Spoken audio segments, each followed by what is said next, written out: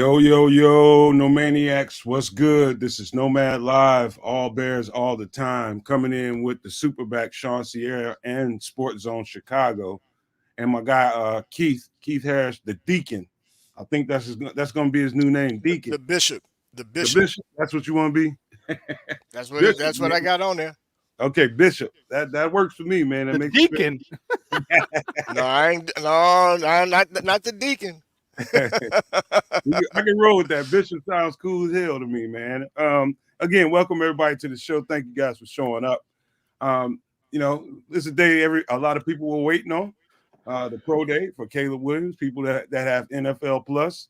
I don't know if they're watching it live or it's going to be broadcast at 7 tonight. I don't know how that works, but I don't know why anybody would buy NFL Plus just to watch somebody's pro day, because to me, it's really not anything physically to learn about Caleb Williams. To me, I think it's already known whatever Caleb Williams is physically. However, I think the pro day for the Bears contingency, which is about 9 people, including Keenan Allen, who went with them, and it's all about information and communication at this point. I don't think they were going to learn anything at his pro day. I don't think anybody can. It's all on tape.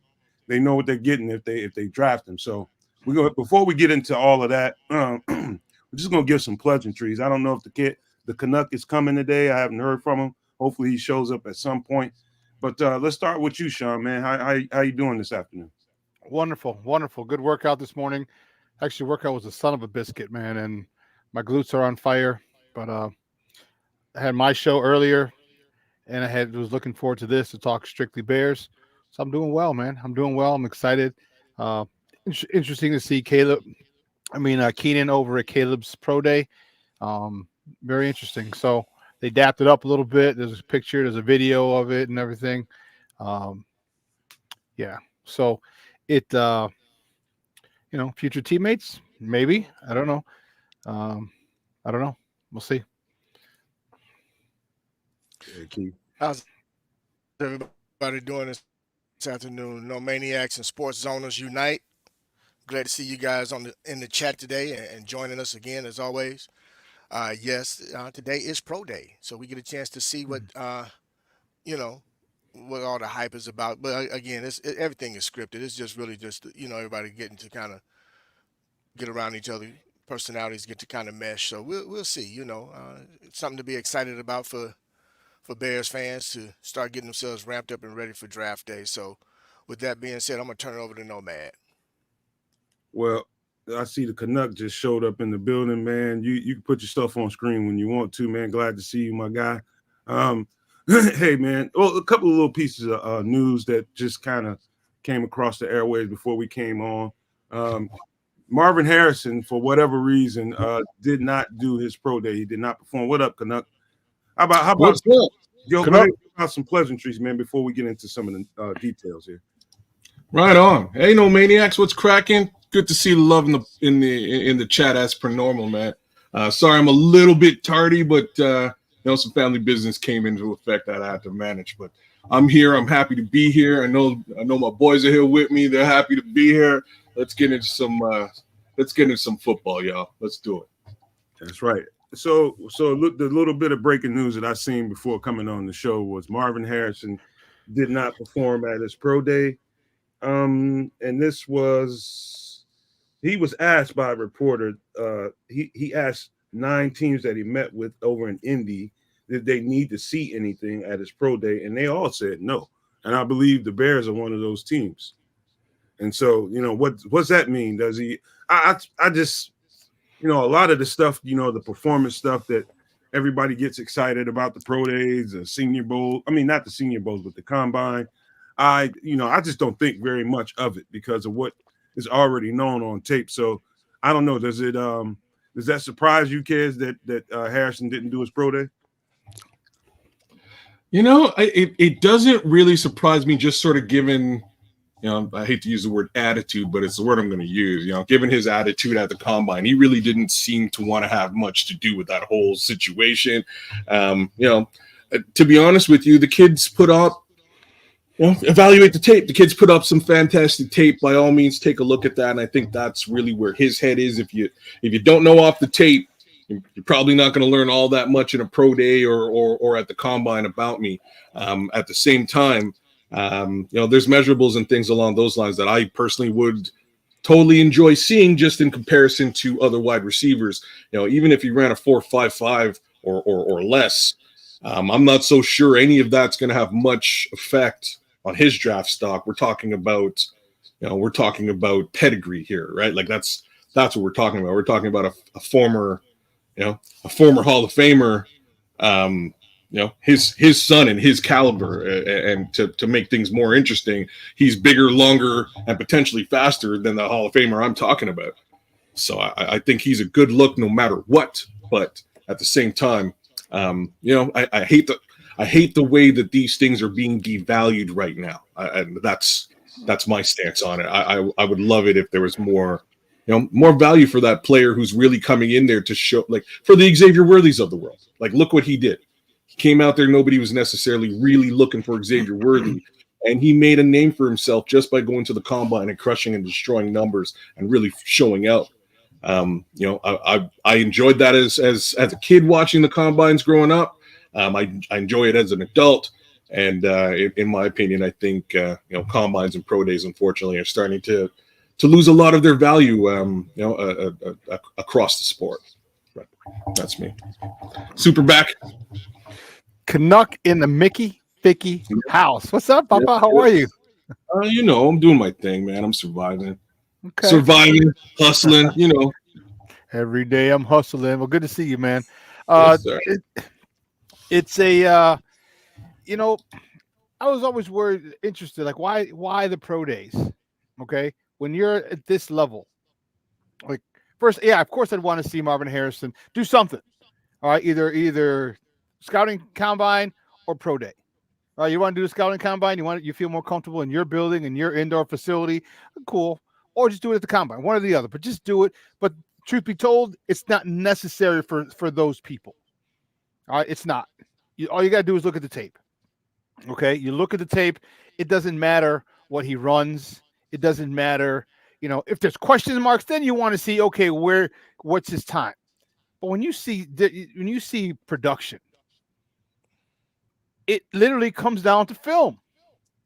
Period. End of story. So running around in your indoor facility in shorts on scripted plays, what is that going to do? Is that going to up your value? No. Is that going to decrease your value? No. It's just nowadays we're old school. So we're used to the combine. We're used to everybody going, everyone giving their medicals, everyone doing this. And then some guys who did stuff at the combine had a pro day. And then some guys who didn't do the combine did everything at the pro day. These new athletes now, this is something we're going to have to get used to. If they feel they don't need to do it, dude, they got $1, $2, $5, $7, $10, $12 million in their pocket. Like, bump this. I ain't doing it. And literally, that's the reason. Like, I'm a multimillionaire. I don't feel like doing it, so I ain't doing it. So that's the way this new generation is. I don't know if I would have been that way had I, been in that situation where I had a huge NIL money, and I don't know. I don't know, but it's unfortunately it's the new way of these NFL prospects. Keith Bishop, I'm gonna take. Oh, it's all good. I'm gonna take a different approach to it, actually, guys. This is how I see it. Look, before whether I'm the leading guy on my team with the NIL money or not, I didn't get there by myself. I got teammates that's entering this draft with me, and if nothing else, I'm gonna participate in the process with them. If nothing else, to help them as well. I get it. We got tape. You can always refer to the tape. But I guess we're going into an era where athletes are getting paid off of potential other than what they actually did. So I guess now we're going to have to really, truly start trusting what we see on film and base that off of everything other than just getting an opportunity to see you up front and personal, just see some of your mechanics, see you participate, see you, just be a part of the process. I mean, there's a process for a reason. be a part of the process. I get it. You know, you're touted to be the number one or the number two receiver, or the number one quarterback coming off of the board, or whatever to that nature. But there's a process to it, old school or not. There's a process to it.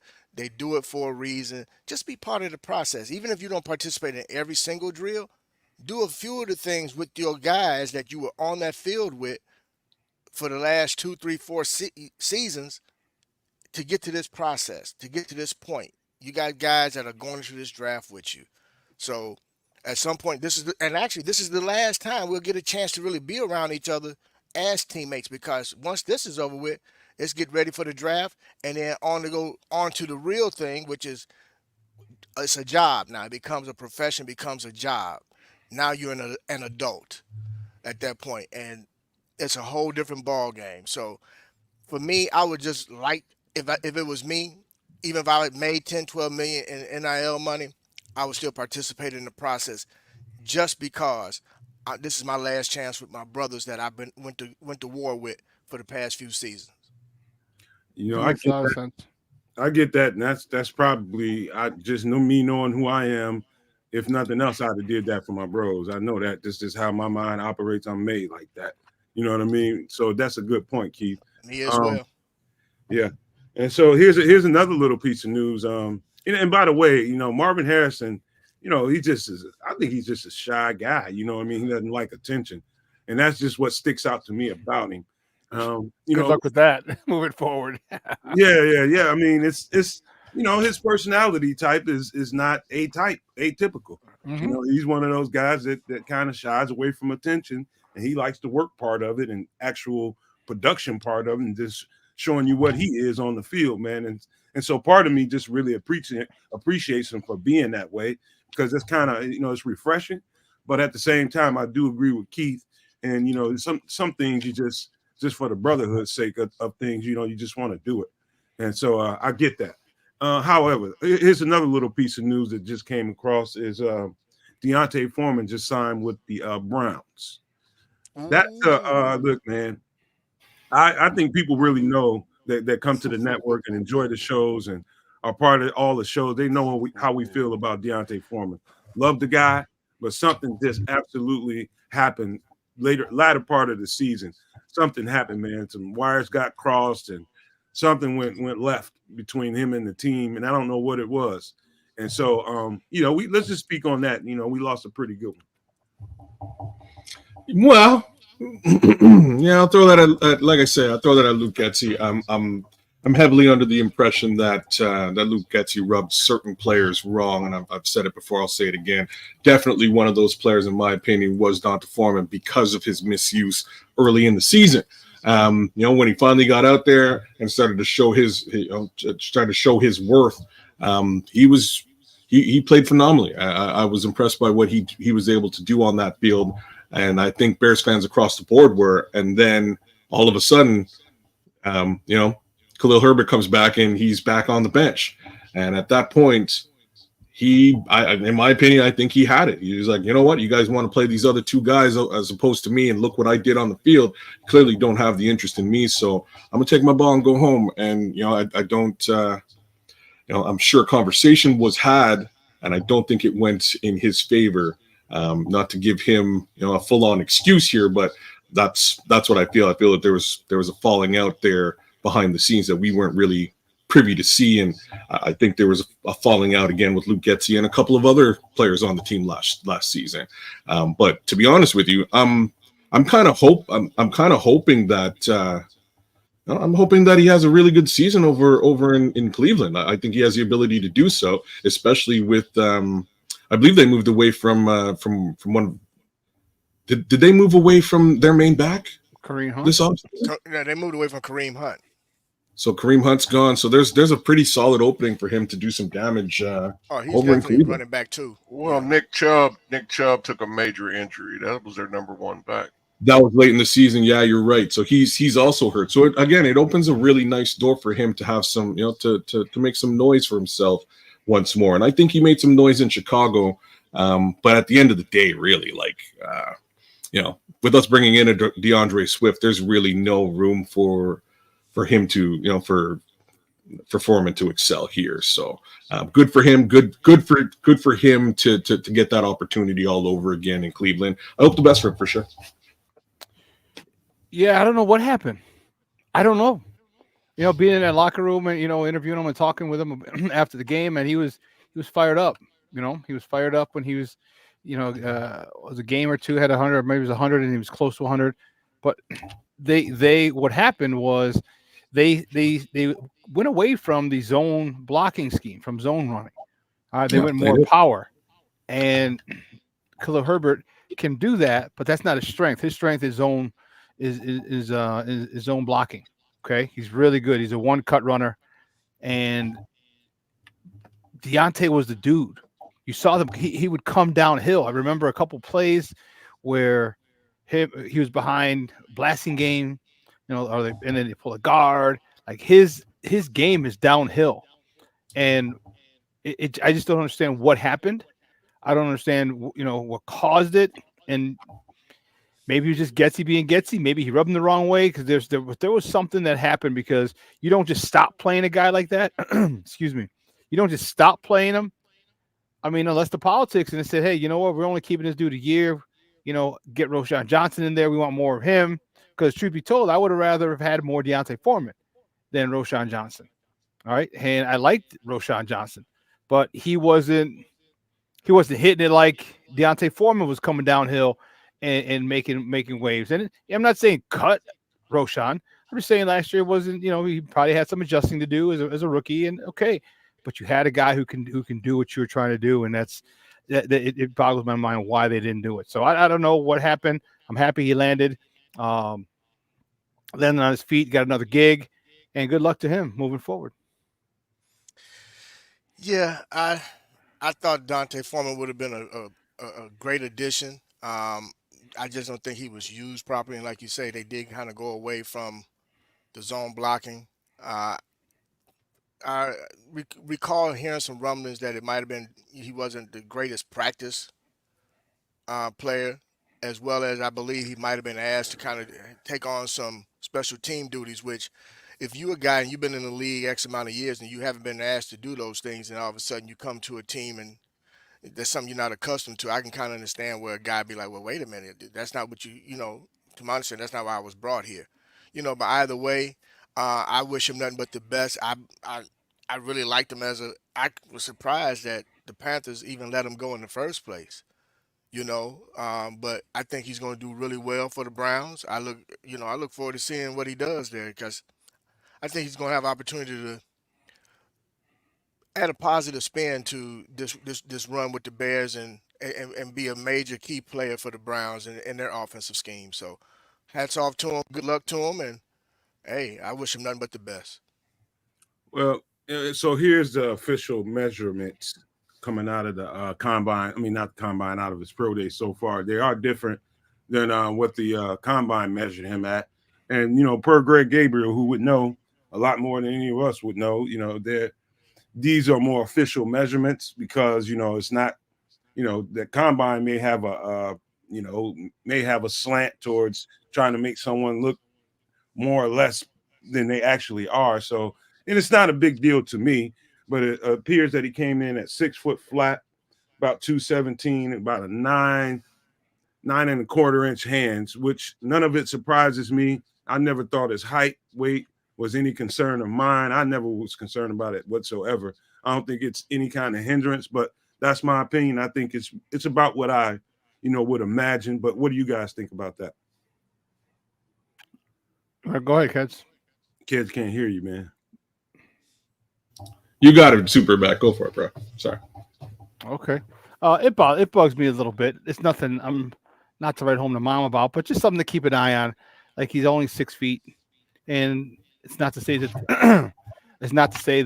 quarterbacks that short can't excel. It just makes it more difficult. All right. There's going to be a lot of batted passes. Yeah, and you don't want that's going to be huge when you get batted passes. It's third down, and you got a receiver crossing route or a comeback or a curl or a dig, and he tries to throw it and boom, batted down, 4th down. So I hope he's able to find the windows. like Drew Brees had to do.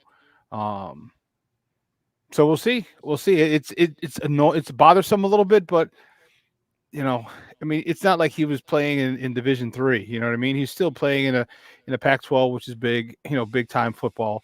So he did have to face 6'4", 6'5", 6'6" defensive linemen, defensive ends. So he did a decent job of it to this point. So just hope for his sake and the Bears' sake, if they draft him, that he's able to do it at this level.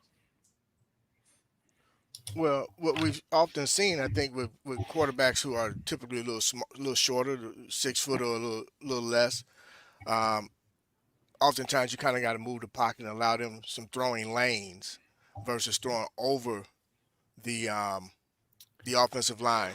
With that being said, it just adds another little. I won't call it a monkey wrench, but another layer to the design of your offense. You know, it can be troublesome.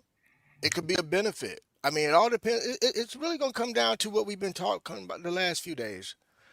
Regardless of this individual, his height, his ability, it's going to come down to development and building of the scheme. What is that offense going to look like? What is the identity of the offense going to be? And essentially, can they develop this young man so that he can be successful and they not repeat the entire process that they've been doing for decades now? I'm gonna just put it. So I'll touch. I'll touch on it a little bit. Some of my favorite quarterbacks are actually in and around that size. I have to say that. So I don't worry too much about it. I am a bit worried about the center situation. I know that even Justin had, and Justin's a little bit taller. He was throwing balls into the back of people's heads sometimes. So I'm a little bit worried about whoever they settle on at the center position, and I kind of hope that that center is a little bit on the shorter side. Short and stocky case scenario as opposed to 6'6" or something like that. I know some of the centers coming out. I believe Van Pran is just a monster as far as height is concerned, and that could be a little bit of a concern for Caleb to get that ball up and over his head. Now, hopefully, it's not a concern. Guys like Russell Wilson don't really have that problem, or Doug Flutie. That was the worry. Doug Flutie's never going to be able to throw over the offensive line.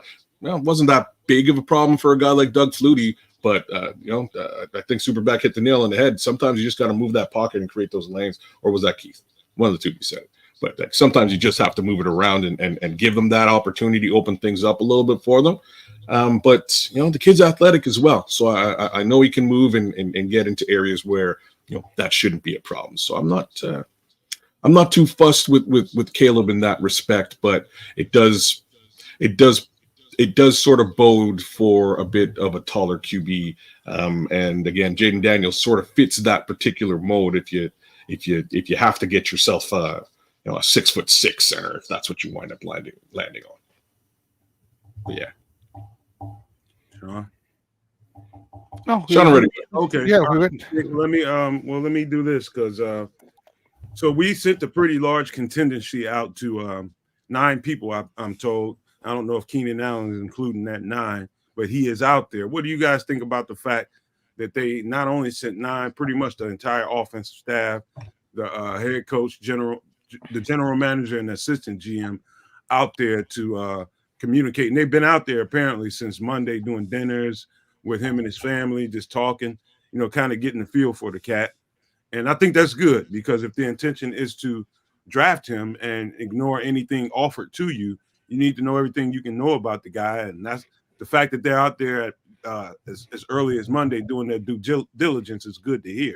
And so what do you guys think about that, and the fact that they even brought Keenan Allen as a kicker to reemphasize like we're doing this for you?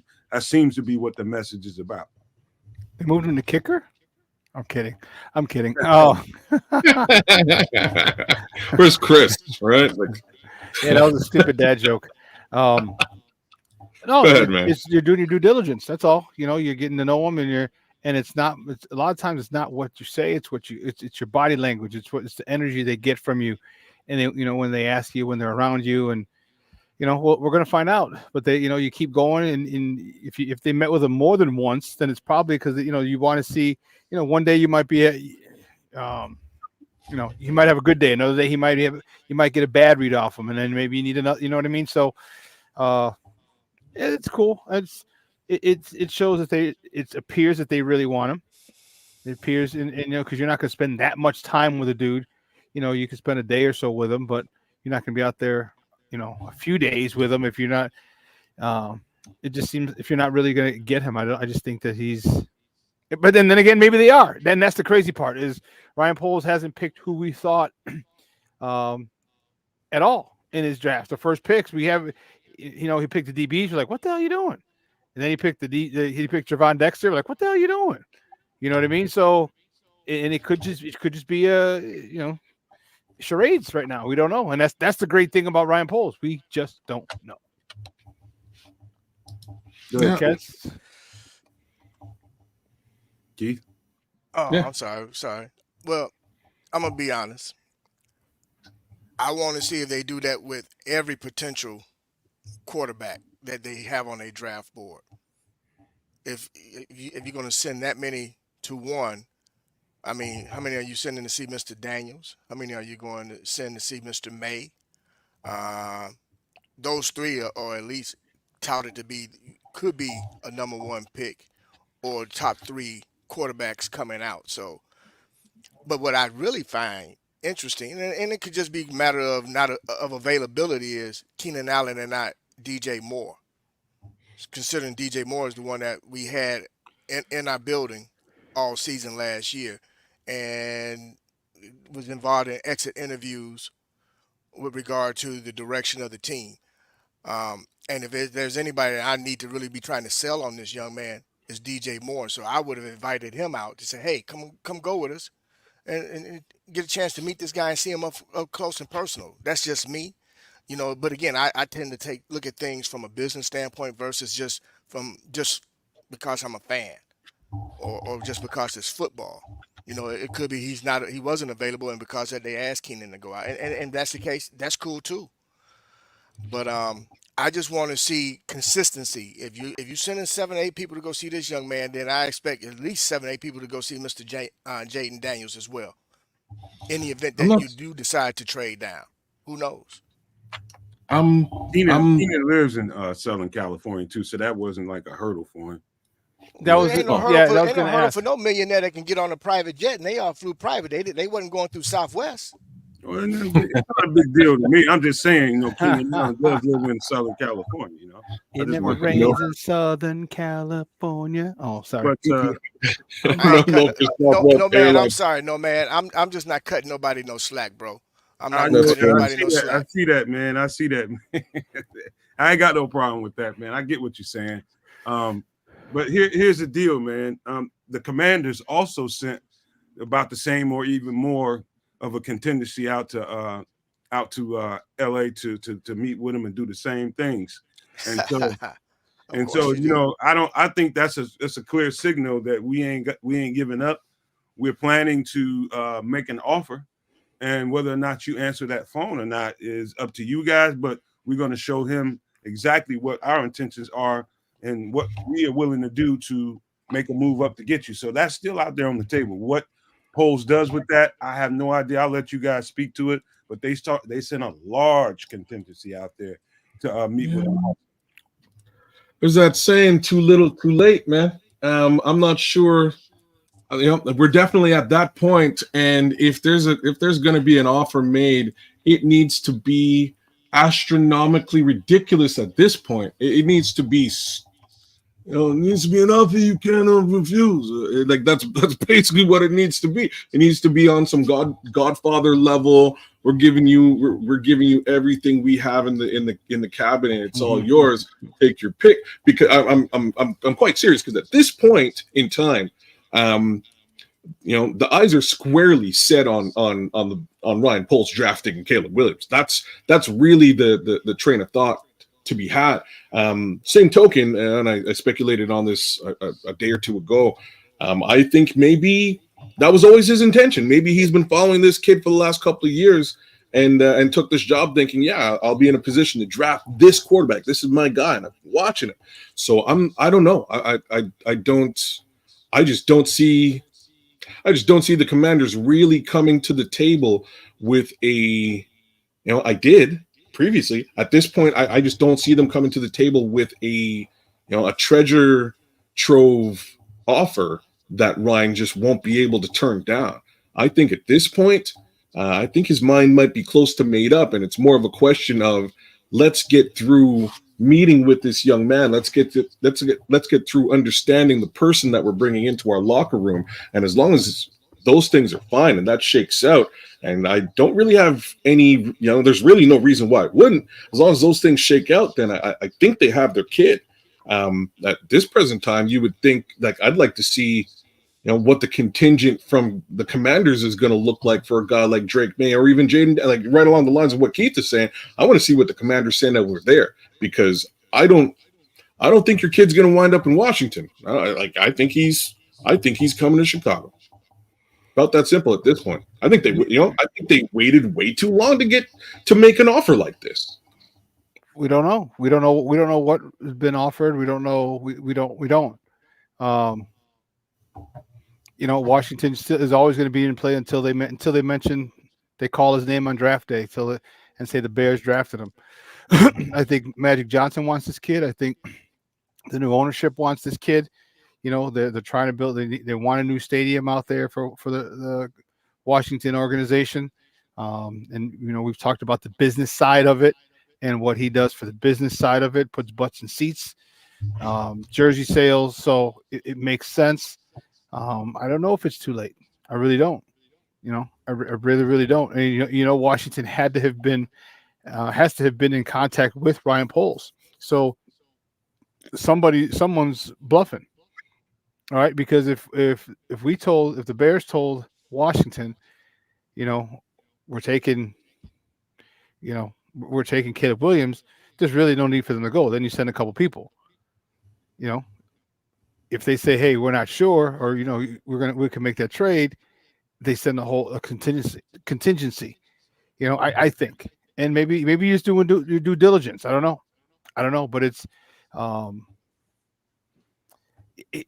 I don't know. I don't know how, and maybe Magic wants it, and maybe they give up 3 first-round picks.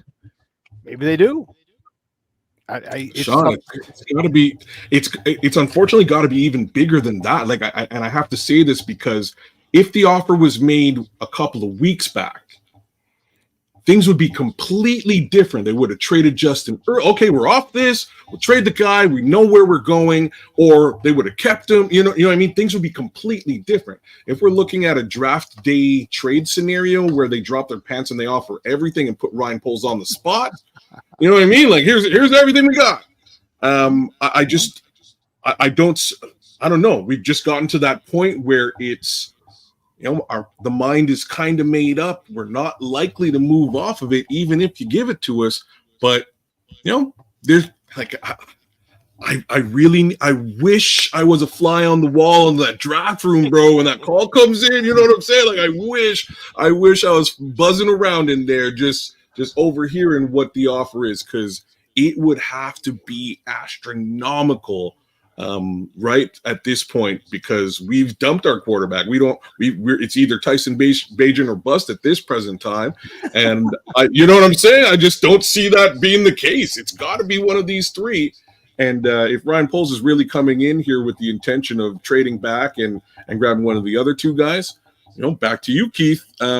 Let's see how many guys he sends over to look at those other QBs, right? But we're at that level where, he kind of overplayed his hand with Justin, got nothing for him, and now he's zeroing in on that quarterback to replace him, whoever that might be. But I'm pretty darn sure it's Caleb. Well, how about this? Let's take a quick station ID, and when we get back on the other side of it, we'll let Kedz grab a couple of super chats and do some thank yous for that right quick. So do a station ID.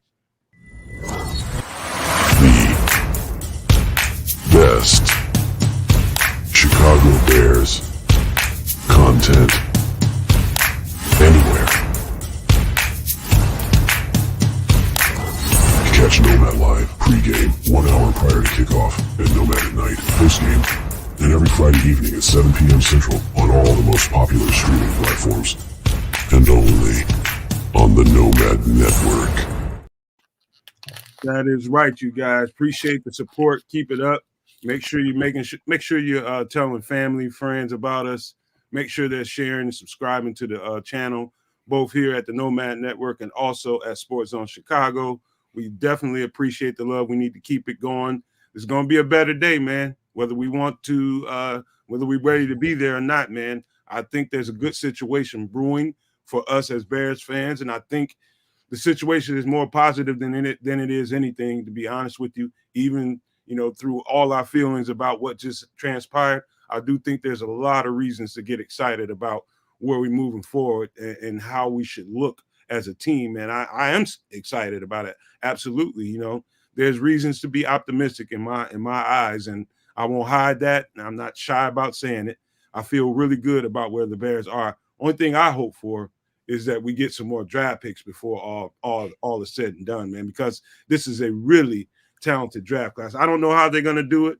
If they can maintain the number 1 pick and somehow, finagle some more draft picks early in the draft, I'd love to see that, man. But we are where we are. It does look like Caleb Williams is the guy that they want to draft, and I think you're going to have to kind of pry them off of Caleb Williams at this point. But I digress, kid. You want to get with a crowbar?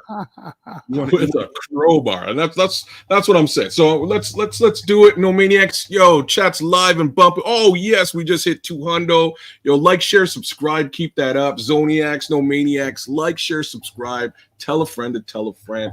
We're gonna hit some super chats and some not so super chats from some of our favorite No Maniacs. We'll start out with a not so super chat from one of my favorite No Maniacs, Daryl Gibson.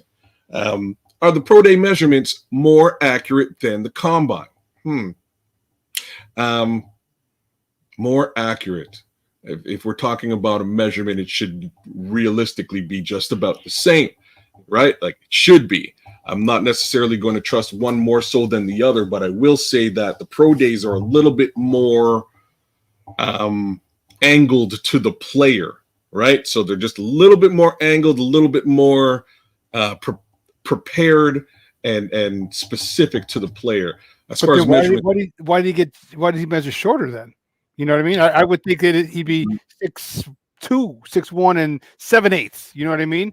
But he got measured shorter in his building. It's just for me, I was like, that's very odd. That is very odd, guys. Like again, the pro days favor the player under normal pretenses. They truly do. That's really what they're for. Again, you're practicing and throwing with your receivers of choice and things along those lines. But again, a measurement is generally a measurement. They should be very similar, if not the same.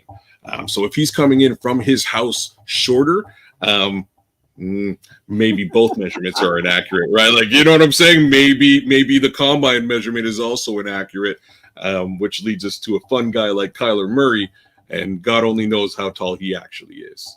One of the funniest things I've ever seen was the draft class for that year with Kyler coming out, and there's a picture of the entire draft class standing up on bleachers behind him, and I say behind him because he's in the front row center, and they have him about, I don't know, half a foot forward. So that looks taller and as tall as the rest of everybody behind him. It's really a funny little picture to look at, but camera trickery, Photoshop rules. Yeah, who knows, man? I just don't. I don't know. I think you're bang on though. Those SuperBack. If he's coming in shorter from home base, maybe he's a little bit shorter than we thought. Let's prioritize the supers, man. First, we'll get indeed, super duper. My guy. King Book of World, Tippy Top, No Maniacs. $2, our guy. Just because we made it to another day. Appreciate it, King Booker. Respect to you, my friend. One more again from Daryl Gibson. This time, $5 super chat.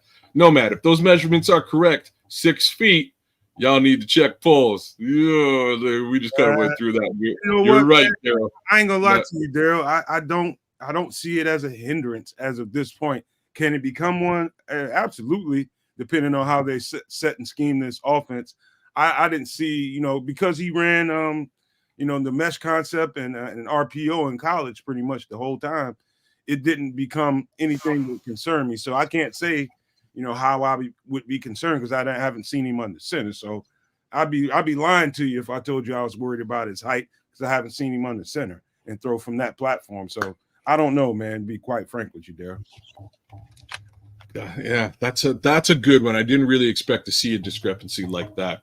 Again, coming from the pro day, he like SuperBack's bang on. He probably should have come out 6'2", 6'3", 6'7". Like whoa. 6'7". At least it makes a bit more sense. Even Andrew Barnes in the chat is saying like the combine case scenario should be the more legitimate case scenario because again they're measuring everybody with the same measuring stick. So maybe combine's a little bit more legit. I would like to think that it is once more because those pro days are more player friendly, player focused. I think Darryl shares the same concern. It's really nothing to really measure or tell because you don't get to see him under center and throw the ball from like a 3-step drop platform with guys in front of him. So you can't really measure anything that's not on tape. And so how could I say I'm concerned if I haven't seen it? Well, like I say, I'm not extremely concerned. It's more how he gels and works with the existing offensive line that we have if we do wind up drafting the kid. So I'm not too concerned. End of the day, a guy like Drew Brees who's in and around that height, he's done just fine. Would I rather have a taller quarterback? Absolutely, but I would also rather have a quarterback with the mechanics that Caleb Williams has and the arm talent that Caleb Williams has. So, we'll get her done. We'll see what that looks like when the time comes. T. Collins, not so super chat. That would be the dumbest thing ever if Washington offered that much. Haven't they heard of the Carolina Panthers? Yeah, T. Collins, I'm with you, bro. Good to have you on the show. Good, thanks for representing. Fact of the matter is, they've definitely heard of the Panthers, but have you heard of Dan Snyder? I'll rephrase it because unfortunately, Mr. Snyder has painted a black eye squarely. We got Just B327 in the chat. I'm sure he's a Washington guy. I'm sure he's heard of Dan Snyder. They got to put butts in the seats, and I know that's what Magic Johnson's all about. They're going to want to sell tickets. They want people to come to Washington games, and I think having a high caliber quarterback is what will help them do that. So I'm under the impression at this present time that they probably already had this conversation, and they weren't willing to give up what Poles really required to make that kind of a maneuver. So I think Poles is squarely aiming at Caleb, and I think the Washington Commanders are looking at a Drake May Jaden Daniels case scenario at best. But got a couple weeks to go till we know for sure. Mr. Mayhem, my guy, top no maniac here every day. Love you, brother. What was the point of the Commanders hiring Cliff Kingsbury if they can't get can't get Caleb Williams? That's a great question. I think the point is moot.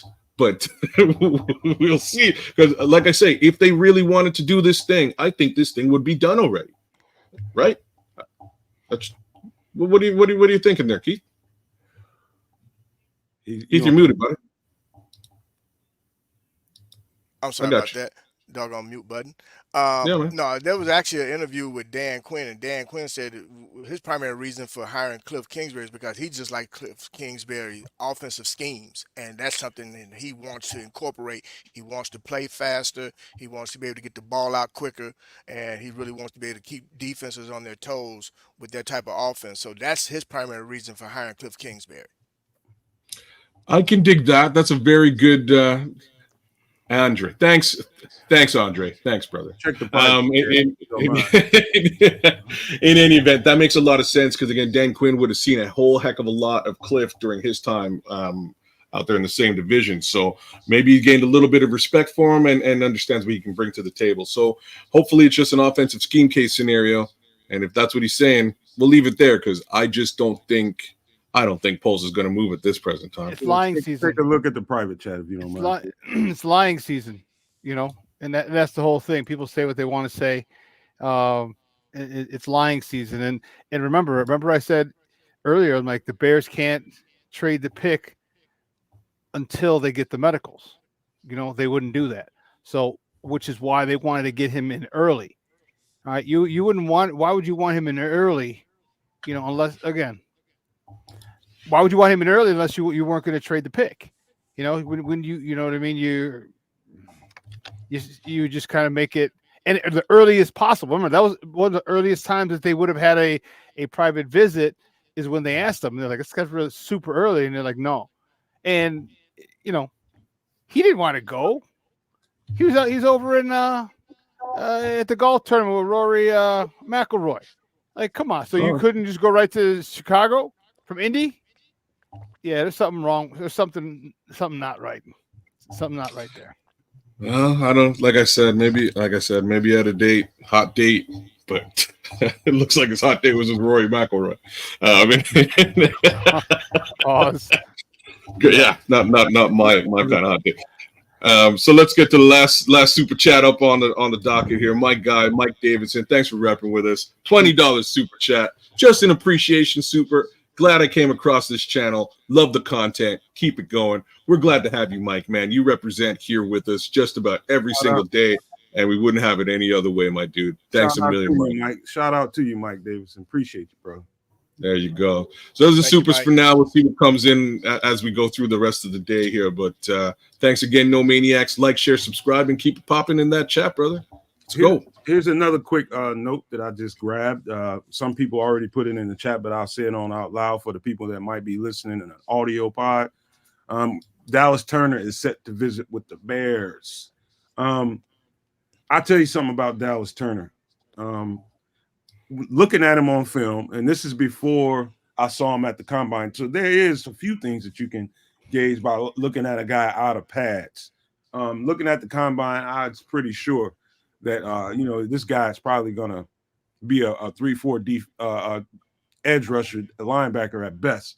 But looking at his body type out of pads, first thing I noticed was the size beneath the waist, and he's built to be able to pause. He's built to be able to put on at least 15 pounds. I see 15 good pounds being added to him pretty quickly. And I think they may see the same thing in him putting his hands in the dirt and also standing up and edge rushing. And the fact that we do have Eric Washington as our defensive coordinator now. So it makes sense to me that he's one of the first guys that will be coming in the building on the 30 visit.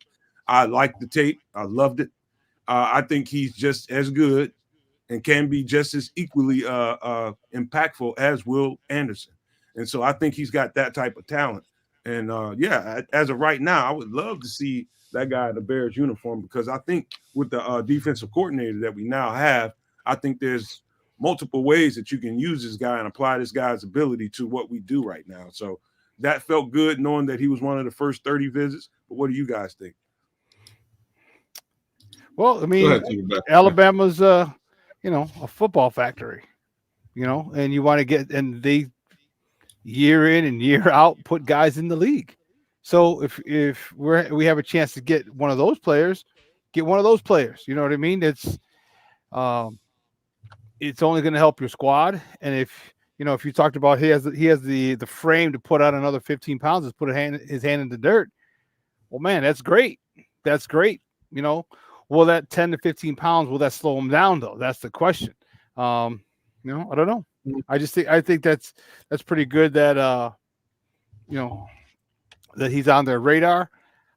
We do need another defensive end opposite Sweat, and why not get a blue chipper? But I mean, they're just doing their due diligence, because just with the, maybe at the 9 pick, because it still doesn't sit well with me that Poles is going to go in with only 5 draft picks, or 4.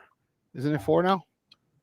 And then take Caleb, and now there's 3. Be 3, right? They might as well be 3, considering QB. It's definitely the number 1 or first pick. So that we're going to. It's something's awry. Something's awry. I don't know what it is, and I just have a feeling something's awry. Keith.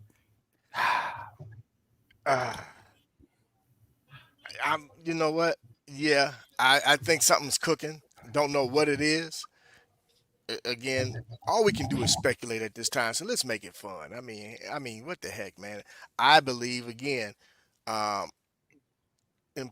with regard to Pose and his being consistent. If he's consistent to who he is, and he likes to accumulate picks, there's a possibility. I get it, and everybody's gonna be like, no, he can't do that. He's gonna get killed by the media. He's already been he's not being killed by the media, but he's being killed by a percentage of the fan base regarding his latest move. So I mean, at this point, I don't think the guy really cares. He's going to move at his own beat, and he's going to do what he thinks is best for the team. And if that means moving away from that pick and picking somebody else, then he's going to do just that.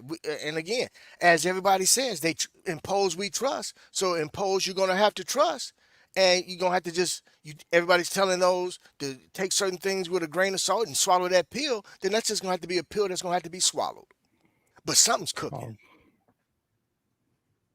Well, how about this, man? What they do here's my thing about the whole thing. I never had any problem with Caleb Williams' ability. You never would have heard me question it. I think he's got dynamite talent. I mean, absolutely dynamite talent, and the ceiling is high for him.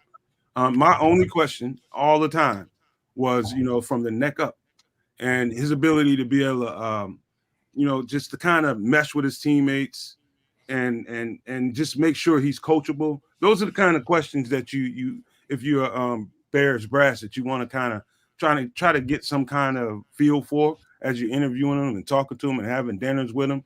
Because if he can do that, man, he can go lights out here, man, straight lights out. If he could, rally his teammates behind him and get the support of everybody and be coachable, it's all you need to do, man, and everything else will take care of itself.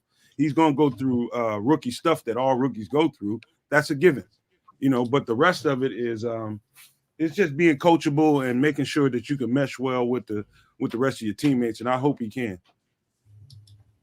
Yeah. I don't, like I say, I'm that's really what the vetting process is going to be for the Bears moving forward. They really have to get in his head and understand, again, who they're bringing into the locker room. To back up to Dallas Turner a little bit, I didn't get to touch on him. I think he's a fantastic pick for us. I think he fits the mold that Flus might be looking for, but I also fully agree with Nomad in saying that he's probably more of a 3-4 than a 4-3. So they may have to help him out a little bit, sort of to acclimate. But size and length, I think he has it. I also think I prefer Latu and Verse to Taylor. I'm also, for our scheme. I'm also interested in Chop Robinson for weird reasons. Like, I don't think he fits A length, B size. Those are I don't think he fits the scheme either. But I am going to say that he's just a bit of a destructive wrecking ball that would be something different on the other side. It'd kind of be a wild card on that other side from Montez Sweat. And I'd be interested to see what they might be able to do with a guy like Chop Robinson too. I think you like his motor. I think that's what I do. You know what it is, like bro. It's his motor. Man. Yeah, the dude is just like you say. He's very disruptive, and that's what you're attracted to. I get it, kids, because I see the same thing. He's fast as all stink too, man. We got another super. Yes, we do. And I needed to make sure that I did the research. I got to do the math sometimes, as they say. So here's our guy, our tour honor, $2 super chat. Did Washington work with Jerry Hughes in Buffalo? Yeah. Yes, he did, sir. So I took a quick peek. Looks like Hughes rolled right up to Eric Washington, and apparently was AFC Player of the Week a few times, under his purview. So I think they have a pretty solid relationship. And that might be a good place for a bit of an upgrade at that defensive end position. Although, we have to sort of look at some of these guys as camp bodies as far as, the guys that we brought in. Maybe that's not who winds up sticking around on the roster at that position. So, keep your eye on a guy like Jerry Hughes who has that connection with Eric Washington. 35 years old, but still, I don't judge guys based off their age. His performance is still there. 35 years old, but no question, they could be looking later on to add some guys that can bring some, just some understanding and some know-how, product knowledge of what they're doing. It wouldn't surprise me that later on as the free agency gets a little further down the road, they pick up some guys like that. It would not hurt for sure. Just add a guy like that to the roster. How much he plays, I don't know, but I always like Jerry Hughes, man, and he does have experience with him. Any more? Yeah. No, that's it for supers as for now. So we'll continue down the road there. All right. What we have? Any more questions? Yeah, I got another one for you that I'll throw up there. My guy, no maniac of the week, FFG style at Nomad. Do you think Washington is willing to give up draft haul? Is willing to give up a draft haul because the organization is starting anew, so nobody's job is in jeopardy for at least 3 years. I have no doubt that they're prepared to put an offer on the table if they have not already. And will they up the ante of that offer? I have no doubt that they're going to go put a full court press on Ryan Poles. I would if I were them. Just for the when we always talk about this, just when you look at the entire picture of what they're doing in Washington, the fact that they're planning on moving and building a stadium, there's reason and every reason in the world to make the big swing like this and try to get this kid in the building, because you're finna start anew, man. You gotta have and give people reasons to be excited. Is Caleb Williams the only guy in the draft that could do that? No, but for the fan base, it sends a good, clear message that you are willing to do everything possible to make sure that you're setting this franchise up for success. And it's a hometown boy. It's a perfect story, man. It's absolutely a perfect story. And if I'm them, I'm going to try to move heaven and earth to get him there. And what does Ryan Poles do with a monumental offer that he really, I don't know, some people can say, he can refuse it, but I don't know.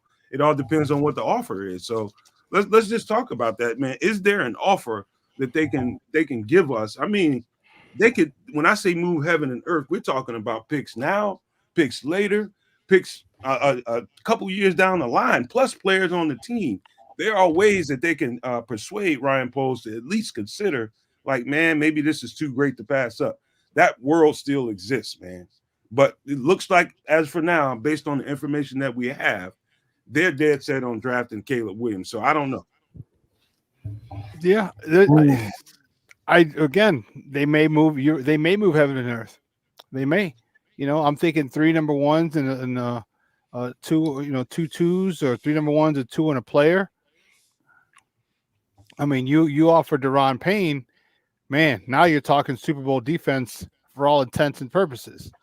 All right, regardless of who you put on the other end, on the other side of opposite Montez Sweat, because then you got Sweat, Deron Payne, and Billings. 3 of those. Come on, man. Come on, man. Who are you going to double team? I mean, you don't have enough linemen. You're gonna have to go 2 tight end set. I mean, literally, if that's the deal. So, there's still a possibility. There's still a possibility. So you nailed it. You nailed it, Superback. So basically, you're looking at pick number 2, 36, 40. I would have to say they've got 67 and 78, and 100. A large contingent of that would have to be on the table.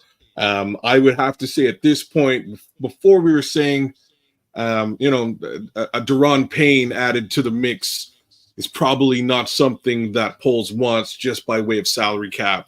But he really hasn't spent that much money by way of salary cap. So I think that, again, considering that Justin's gone, right, he doesn't have to really worry about the quarterback dollars and cents for a little bit. He could double down and make a move like this that would include a trade with Deron, that includes Deron Payne. Fact of the matter is, again, this is going to be a situation where if that actual offer is made, I strangely still expect him to dodge it like the plague, man. I just do. I think his sights are squarely on that one guy at pick number 1. I'm not sure how mad I would be if he really considered it, because just the amount of holes that you can fill on this team, and the super team that you could build by trading out, given the lack of picks you have right now, it's got to be you got to put that phone down and have a powwow about it for sure, guys. Like, look what's on the table here, guys. But man, I just don't this point in the process, just don't see him pulling the trigger, man. That's it. Well, the difficult part of it is this. LSU's pro day is Monday. League meetings start Sunday. So GMs and head coaches are going to will be in New York at the league meetings. So with that being said, it would have to take, I think, and I agree with you, Kedz, it would have to take a substantial haul for them to move off of that number one pick, for the simple fact those two individuals alone won't be at LSU's pro day to evaluate, the quarterback there. So, but again, we always refer to the tape. So the tape is there. They know exactly what they see on tape as well. It's going to take something astronomical to get him to move up off of that, because at this point, I have to agree with Kedz. He's probably been eyeing this kid for the last couple of years. And it fell into his lap the way that it did. And at this point now, he didn't move up. He didn't push all his chips into the middle of the table. It's just too late. If the haul was on the table a couple of weeks back, you have to consider it, and maybe you make a move. And when I say it's too late, he has made moves in lieu of that haul being on the table, and that's clearly where we are right now. These are what these moves are. He might not have made a move for Keenan Allen if he had a plethora of picks and could backfill wide receivers, right? Like, so then you got more money in the salary cap, and you could dedicate that to a defensive end, and maybe Brian Burns would be on the team. It would be a completely different look if that conversation not so much was had, but if the right offer was on the table and Poles was ready to accept it back then. I think, if Washington really wanted to do this, I think they've unfortunately just simply waited too long. But let's not forget. It's all you need to deal with. I mean, just get to number two. Just get to number two, because then there's going to be another slew of teams calling. So maybe the haul isn't just for Washington. You know what I mean? Like, you go 1 to 2, and then 2 to 6, 2 to 7, 2 to 8, 2 to 10. You know what I mean? Somewhere in there. Well, Shawn, let me ask you: if they do that, if they slide down farther than 2, what's the plan at quarterback? Well, then you're looking at Jaden Daniels might be gone. Then you're looking at Bo Nix, Michael Penix, JJ McCarthy. If that was ever in the play, you could have did that same thing and kept Justin. But maybe they didn't want him there. I mean, that's a possibility. But if you want whoever they bring in, whether it's JJ, whether it's Penix, whether it's Nix, whether it's Caleb, whether it's Drake May, whether it's it doesn't matter. They're stepping into a great situation. They're stepping into a situation that we've discussed already. That's probably the best situation that a number one overall pick quarterback has ever stepped into in the history of the NFL. All right, you're looking at anywhere between a 7 to 10 win team last year. I know we had 7, but man, a couple games were 8, 9, or 10 wins, and wow. So we'll see. What about this, man? The Bears have made 2 moves in the last year, 2 major moves to improve their core. Offensive, defensive line. They drafted Darnell Wright, and they traded for Montez Sweat. And we know that's how you build winning football teams. And he just is not, and he's not going to be able to. If he doesn't trade down to 2 and get more picks, he's not going to be able to address it this year either. Well, go ahead, Chris. No, go ahead, man. I was done. I was just sitting there listening to you guys, and I thought I'd ask that. Well, how about let's get to the last couple of questions. We already behind the hour anyway, so let's get to the last couple of start questions. We got kids, and we'll get on. All right. So When the going gets tough, Billy Ocean, brother. Thanks for representing with us as per normal. When is Jaden Daniels Pro Day? I don't know, man. I'm not Monday. sure. Monday. It's It's Monday the Monday? 27th. The 27th Perfect. Monday. Yes. No, So we'll be 20 watching. Go if ahead, it's Sean. the Sorry. 27th. The 27th is Well, a week it's from today. no, I thought it was Monday, but it's either way. The two big heads, they're going to be at the league meetings, but I believe it's the 27th. I could be. I think it was the 26th. Last I remember somebody telling me, and I was actually listening. I thought it was Monday. I could be wrong because I was looking at my calendar. We'll get back to you on that, Billy, probably tomorrow. Maybe we'll have better information for you. All right, let's go ahead and get to the next one. The good old Jose Sanchez, our guy, man. Thanks for representing with the Jose. Definitely top tier no maniac for sure, bro. You're always here repping with us on a daily basis. At Kedz, hey, that's me. If we look at this from a different perspective, this just skyrocketed that price for the number one pick. Yeah, most definitely it did. Think of this. Poles traded Justin Fields to get the Commanders thinking that he's definitely picking Caleb Williams. Oh, man. So, let's be real. I think we're all thinking he's definitely picking Caleb Williams, including the Commanders. If this is a play for the Hall, it's a decent play, but my thoughts there is just that if the Hall came earlier, if that, these types of things were on the table earlier in the season, completely different moves would have been made. Yeah. And I think that also helps. And this is where my head is. It definitely helps increase the value and the requirement for a potential trade. If you want to put something on the table now that we've wasted a couple of weeks and I've made massive moves to improve my team that might have been different moves if we had gotten this thing done earlier. Same token, you might have been able to get a much lower wallet share trade taken care of, again, because I hadn't made those moves. At this point, like I say, it would take, I think it would take an exceptional trade-off. Right? Realistically, just a team crippling trade-off for Washington to bring the kid back home. So I'm ready to accept the fact that he's coming to Chicago, barring some level of, really what Nomad's been touching on for the better part of today, just some level of behavioral, personal issue, red flag that shows up when you're hanging out with the kid, when you're getting to know the kid. That's the only thing at this point that I think would make them think about moving off alongside a ridiculous trade. Hey, by the way, though, kids, and this is to Jose Sanchez. And by the way, Puerto Rico. Oh! Boricua!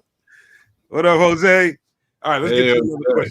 Well, Keith posted, I was going to say the same. I was going to let you know 27th. So a week from today is LSU's pro day. All right, let's get to another. We got any more questions? No, I think we're all caught up right now. All right, so good, baby. How about we do this, man? Let's go around and give some quick pleasantries before we get on up out of here, kids.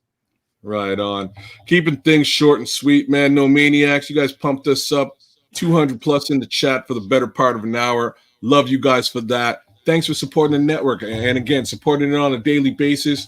We're here trying to give you as much as we can. And we love the fact that you're giving it back to us. So thanks again to you. Blessings to you and your families, from our family, and from the Nomad Network family, from the Sports Zone Chicago family. Bless up, bear down. But before I'm out, blessings to my brothers up here, Keith, Shawn, Nomad, Chris, Brian.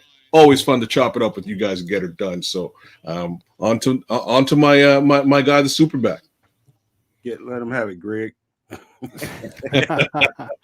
Sports owners and No Maniacs Unite.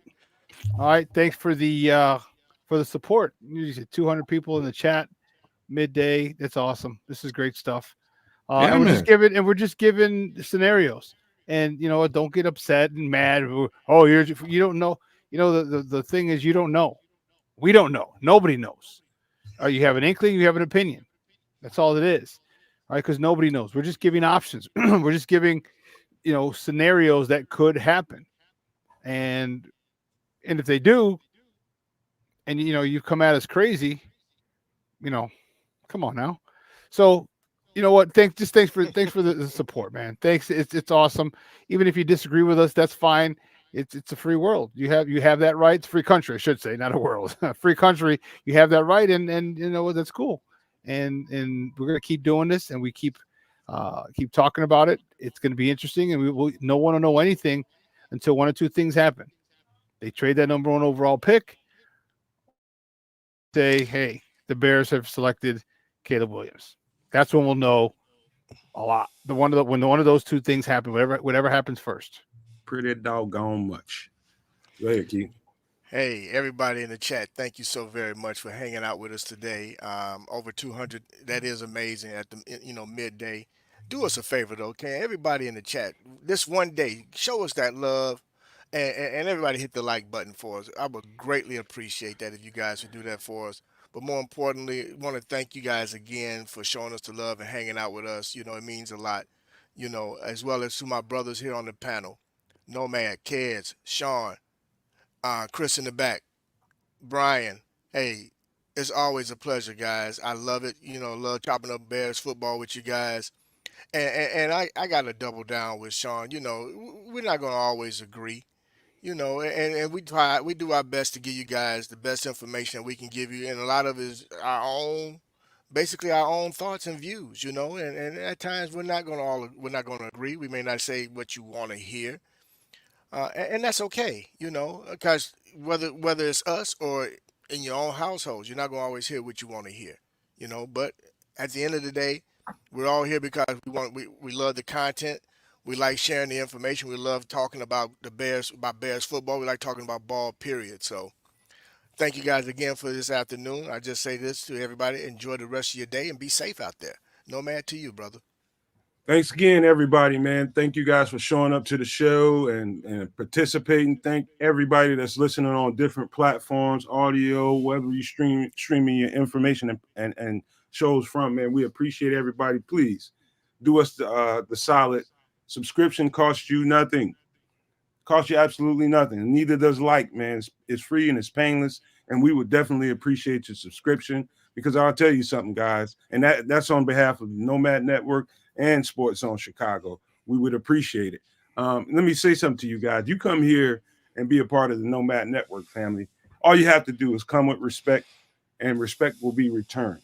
It's about that simple. We don't care if you agree or disagree with what we're saying. We care, but there won't be no insults hurled at you. You won't be slandered in any kind of way. You'll just agree to disagree, and that's how we'll give it back to you. It's called reciprocation. You bring it, you get it. You bring respect, you get it. It's just that simple, and I love it. By the fact that we can all think differently and be on different sides of the spectrum and all come together as one. As Bears fans, I keep telling you guys, man, no matter where you land, at the end of the day, you still want the same thing as I do and the rest of these guys on this panel and the people behind the scenes producing the show. And that's a damn Lombardi trophy, man. And several of them if you can get them. And so it doesn't matter how we get there. Things didn't always go the way that we wanted. So be it. We pivot and we root on the guy. We root for the guy that they bring in who looks like Caleb Williams. I'm gonna be the biggest Caleb Williams fan you're gonna find out here, period, because I want to see the cat win. And we all do. So that's just that, man. If you don't come in with biases and be so overly opinionated where you're mad about what happened yesterday, and just come in here every time on an even keel and be respectful and just keep that as your front moving forward, everything will be fine when you come here, man. You're gonna get the same thing in return, because we are the Nomad Network, and that is Sports Zone Chicago for you guys. But before we get out of here, I got to leave you guys with these famous words: love, peace, and hair grease, y'all. Peace, y'all. Bear down. Bear down. Love y'all, Yeah, no maniac. Yeah. Boom.